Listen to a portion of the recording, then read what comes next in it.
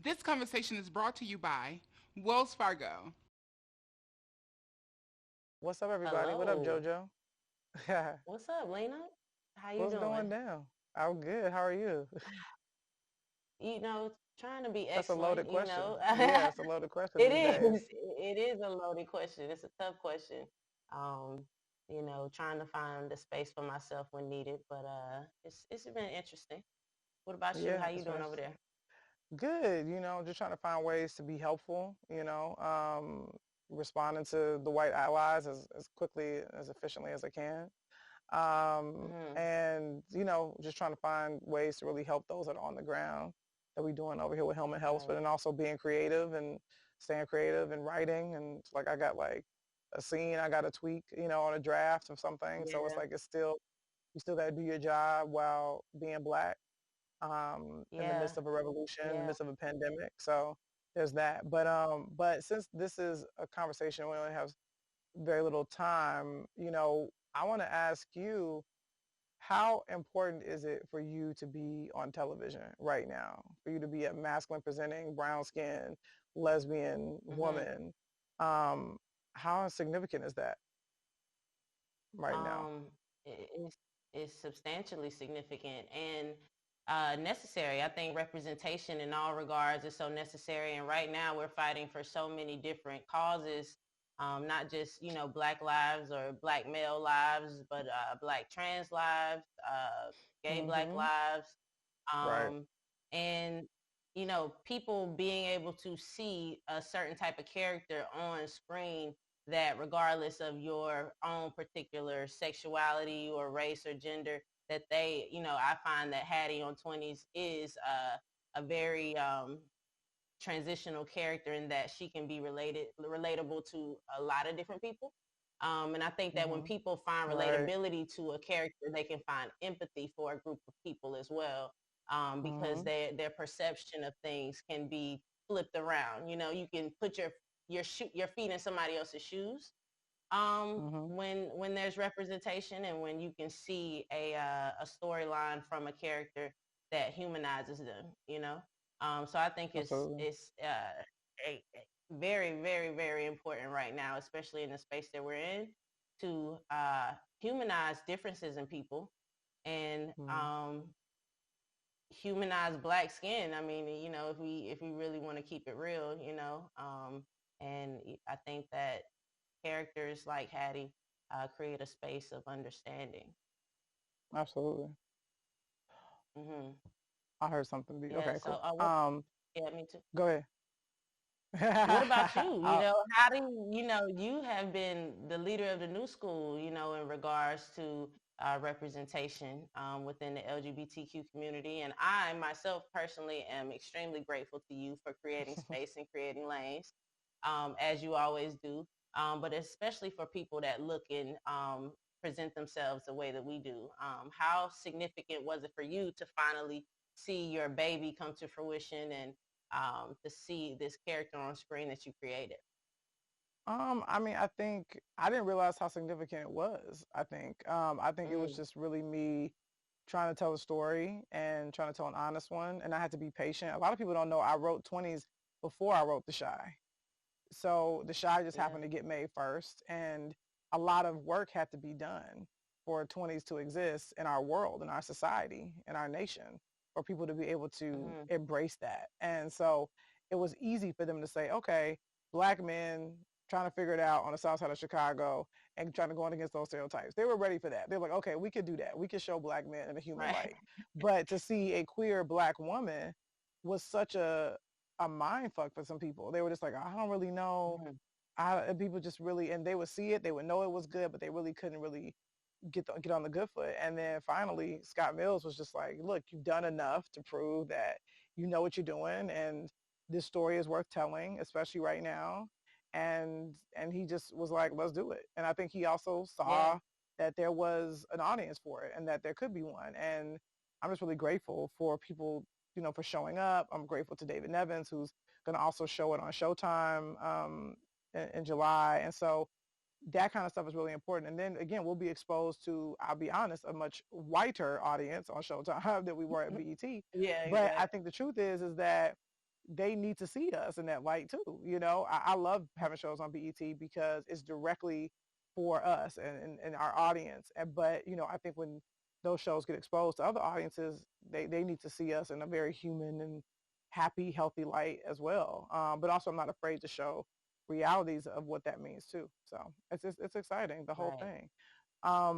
Are you excited about where things are going in business in terms of, you know, well, somebody actually just asked me a really good question. Somebody was like, there's not many of me out there. And maybe a part of me is Mhm. grateful that I got to help, you know, usher you into the industry and help guide you Yeah. on your journey to make sure you're as successful as Mhm. possible, and you can, then other people will follow behind you. I think it just takes one or two to kind of create an army. And Yeah. I think that's what I'm really trying to help facilitate, because I know there's more of us where we came from. And Right. but are you excited about the possibilities of that happening now that both of us exist in the public eye? Oh, I'm extremely excited, and I'm grateful. I had a couple months ago before Corona hit, this girl recognized me leaving out of the grocery store, and she was like, you're that girl from Twenties, and I was like, yeah. She was like, I just want to let you know there's space for you in this industry, and I was just like, thank you. And she drove off, and she drove Ah, off, and I was just like, damn. I hilarious. feel like that was like she just wanted to give me that one message, like, saying like there's There's space space for for you, you. and Was this a that was white person? significant to me. No, it Was was a this a white black person? girl. It was a black No, it was a girl. black Okay, chick. dope. Yeah, That's amazing. Like, you know what I'm saying? It's like, yeah, and that's the thing. I think the black community is making strides in terms of, I think people mm, kind of got the black community a little fucked up where they're like, oh, they're all not really for the LGBTQIA plus movement. And I was like, nah, a lot of right, black folks are on it and are learning right, the right terminologies and all those things. And so, because that's work that we got to do within our communities as well, you know, of making sure that mm-hmm. that intersectionality is there, and that when we say black lives, we're referencing all black life, and that's queer black All life as black lives, well. right, And exactly, so, but I do think there is movement on that as well. And so I'm happy to hear, for because at first sure. I was like, oh, is that a white person saying that? But it warms my heart even more to know that was a black person that's like, we with you, we Yeah, got you, we here, we in it. right, Because exactly. that's really what matters, is our community for sure. So, I would say that, one of the things that is significant for, the show 20s was representation of a masculine presenting Hmm. lesbian. Um, what did that mean for you? And, for me, in regards to that, that was significant because I've seen lesbian characters on television, but other than the incredible Queen Latifah, who played Cleo. and set it off. Cleo, Right. yes. And Cleo, growing up, I love seeing Cleo on screen. Like, I ain't gonna lie, it was the first Right. time I saw two women interacting uh in a in a romantic way. And it kind of like, even as a kid, kind of like sparked something in me a little bit. I was like, this kind of resonates with me a little bit, but I'm kind of not Cleo, you know what I'm saying? Like, I'm not that hard. Right. Right. But Right. But then, Right. Real I get shit. a little older. I see, Spike Lee, She Hate Me, and it's more, Right. Right. it's two feminine presenting lesbians, and then I'm like, oh, Right. okay, I didn't even know that was a thing. You know what I'm saying? Like, Ah, honestly, like at that time in my life, so I feel like Hattie is kind of more or less the first time a lesbian is being represented in this regard, to where she ain't, she ain't Snoop from The Wire, you know what I'm saying? But she got her no. own Yeah. swag. You know what I'm saying? Like, I think there's a she's masculine, but there's also a softness to her from being surrounded by her best friends Absolutely. who are, you know, who are straight feminine women. So Yeah. No, that's why was real. it significant for you to It make was. sure that she? Yeah. I mean, I think it was important because we hadn't really seen that before. I think people have Mm-hmm. these ideas of about. There's other term would be butch, stud, masculine presenting. It runs the gamut. But I think that it was important for me, just to show the fact that like there are soft studs, some people call us tender boys, like whatever it may be. But Yeah. it I wanted to be clear that like black women who I always say masculine presenting, that's sort of my thing, or stud, that's a term that black folk like to use. Um, we can also be soft. We can also be Right. vulnerable, and we're not all aggressive. I remember there was a time when that was also a very popular term. It may still be, which is aggressive and aggressive. And I remember hearing Mhm. that coming up. I remember watching something on Logo. I think it might have been called the aggressive, maybe. But I remember thinking to myself that I'm not like an uber aggressive person, but Mhm. Yeah. I'm a tomboy, and I'm masculine this way, but I'm feminine in that way. And I really, it was about that section of the lesbian community really finding our own voice. And the truth is, because of social media and Instagram and Facebook and all these and Twitter, I've found that community in a great way. I'm probably sure you probably hear from people in the community as well who consider Yeah. themselves studs or masculine presenting, because a lot of people assume that we want to be men or that we're Mhm. trans, or and the thing is like that's may not necessarily be the case. And so that's why it's important that one, I think people talk, have conversations, ask questions that are appropriate, Right. because you could learn something, just because a lot of people often assume, oh, you want to be like a dude, or you're aggressive, or you're uber, or there's a toxic masculinity that comes with it.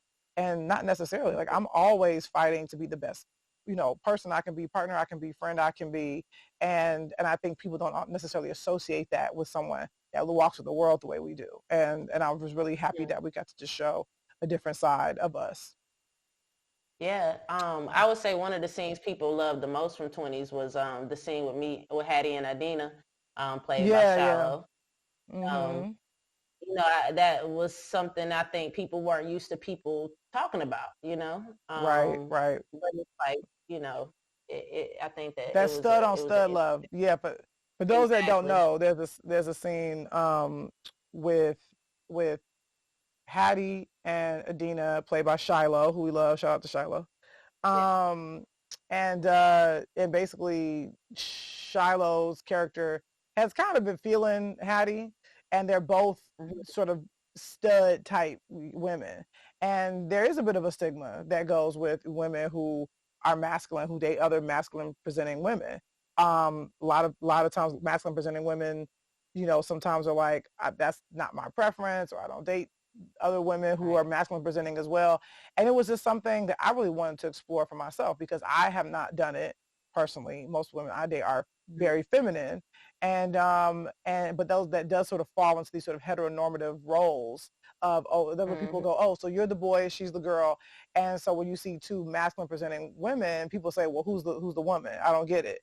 And it's really like this silly thing that in our own community there's this weird discrimination. There's weird judgment that happens there. And so I really just wanted to face it head on, and just really have Adina speak from a real place. And it's crazy because I did help inform that scene. It's from AZ's script, but I really wanted to, and luckily AZ and I have a great relationship, and I told her I really Yeah. wanted to tackle that, and she gave me the space to step in and play with it. And we really worked really hard on that scene, and I was so proud of it. And watching it back, like, I could not be prouder of that dialogue and that conversation of Adina basically Yeah. saying, you are doing the very thing you asked the oppressor not to do to me. You're judging me, and you're Exactly. judging who I am and what I'm like based on my appearance. And a And lot of so it was really a very powerful, really powerful scene. So I'm really happy that it all came together the way it did, because I really think it yeah. struck a nerve with our community specifically. I mean, I saw those tags too. They were tagging me too, and they were just like, "What?" They were like, Right. "I can't believe Right. They you were saying trying this to on figure it TV. out. Nah, This they is was crazy definitely trying to town." figure it out. Yeah, nah, Yeah, it was significant and it needed to be said, yeah, Um, yeah, yeah. 'cause it's I'm really stuff. proud of that. Yeah, that's when art is at its best, is when it's saying something true that nobody wants to touch. You know. Right. Say, or maybe they haven't even, considered it, just because, like Right, you right, right, said, right. going along heteronormative, system Mm-hmm. of how things work, So, Absolutely. Yeah, no, you gotta just but go with the flow, see what feels right. Do you think it's still mm, difficult to be out? and gay, and I'll make it even more specific, and Black? Is it still difficult to be Black, gay, and out in Hollywood right now? I know what answer I gave, but I'm curious to know what you have to say. To be out, Black, and gay, I haven't received any negative experiences or anything like that. I do recognize though that we live in a little bit of a bubble and can kind of get disenchanted to what's going on outside of LA and in other states that are conservative or along the Bible Belt, so no, I would say, in Hollywood, no, I would say everybody's been very receptive to me individually, and then as to the character that I'm portraying as well, Hattie. And other than that, though, I did go to Arizona recently, and I realized, okay, things get different when you cross some state lines, and people just look at you a little differently, and when you are in a same-sex relationship, or two Black women in a same-sex relationship. That's true. My answer was similar, that I felt very blessed to be felt very accepted within the industry and that we're in. It can be very liberal at times in that area, but at the same time, it must still be difficult to be out Black and gay because in this particular industry, because there are so few of us. I mean, that's just, Right. it's a numbers game. It's like, if you look at how many people that are known and are Black in the industry, and then if you can count on like maybe one or two hands how many of them are out, that would be, the numbers just don't add up. Donating funds to important organizations and to different organizations within communities, particularly Black communities. But but I also think, look, it's behavioral. It's like there's nothing more difficult than to unlearn bad behavior. And so that is going to be a process that is going to take time. And I will be honest, Black folks are not that patient anymore. So folks need to start unlearning their bad behavior as quickly as possible, because we've been living in this bad behavior and this, supremacy for long enough. And so we've called a thing a thing. We've acknowledged, when a spade is a spade. So now it's about change behavior. And I think sometimes it can be easy for big organizations to write a check, but it's more difficult to check their white friends when they're doing something that does not service us as a nation. So I think that really is sort of what I would like to see, is behavioral changes in the business, because I've lived through some stuff and I'm 36. There are people that are older than me that can talk about stories about Hollywood that are just horrendous. But the fact that some of us still got horror stories today is just more passive aggressive. There's just more microaggressions. It's just like, that ain't it's still there. I mean, the fact that I had a white guy showrunning The Chi season 1 is like nuts. Now that would never happen, but it happened in 2014, 2015, whatever year that was. So it's like, at the end of the day, we still got some work to do.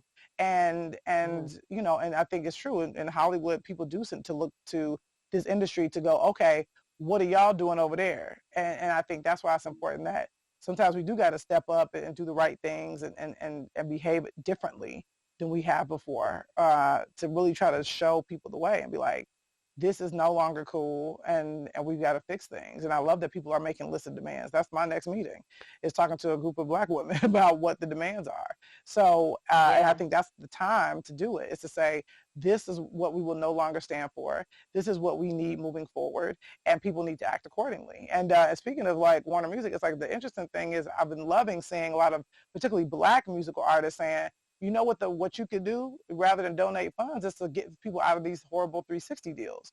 That's really important, because so many artists, particularly Black artists I know, don't even have the rights to their own music. They're getting, fucked by these deals. And I mean, there's a reason why Prince wrote the word slave on his cheek, is because he was talking about how fucked up things were then, with the music industry and these record labels, and then robbing Black musicians of their art. It's about, that is what I'm talking about in terms of behavioral changes. Let's make sure we get that figured out rather than just writing checks. I wholeheartedly agree. We definitely got to make sure we vote too. That's important. Absolutely. The options, man. but I still know, important. but like anything is better than what we got right now. So let's make sure we, and also too, we're going to be amplifying candidates for people. I know that's going to be coming out very soon. An organization of folks that's really going to amplify for people who, because I know it's hard to do research for people and to read everything. It's like we're going to let you know which candidates are more who have your interests at heart. Like that's really what I think is happening too. We're good. All right, everybody good. Everybody settled. Right. Thank you, everybody. Appreciate you all. Later, JoJo.